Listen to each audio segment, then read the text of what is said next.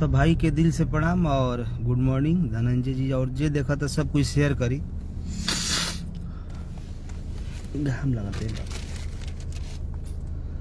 Pradeep ji hello, Guddu जी, यादव पप्पू जी, शिवन भारती जी। देखिए 3-4 दिन से गाना हमारा लगातार आवता, शूटिंग के चलते हम लाइव ना आवत रहनी, तो आप सबसे आग्रह बाकी सब कुछ शेयर करी। आज वो गाना छूटल बा ग्लोबल म्यूजिक जंक्शन से। कल हमार गाना आई रहे SRK म्यूजिक से, रंजीत सिंह जी हेलो, विकास गोस्वामी जी। और तो काफी प्यार दुलार आशीर्वाद आप सब चैता के देते हैं। तो वो गाना आइल बा सोनू सुधाकर भाई के गाना है और आर्या का संगीत। चाह की आप सब एक बार सुनी।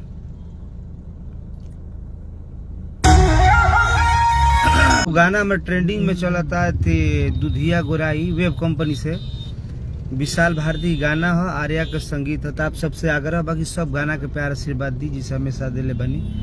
चैत के लोक गीत के भी प्यार आशीर्वाद देते रही।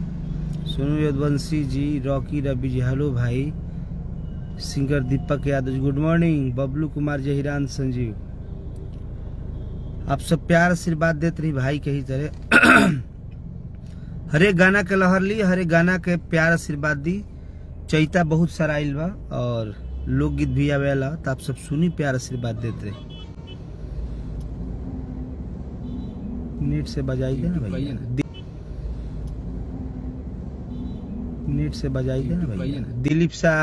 दिलीप सिंह जी, रोहित राज जी, नवीन Kumar ji, Santosh ji hello, Sachin Yadav ji hello, good Yadav ji thank you, thank you Sonu ji, Abhishek प्रेमी।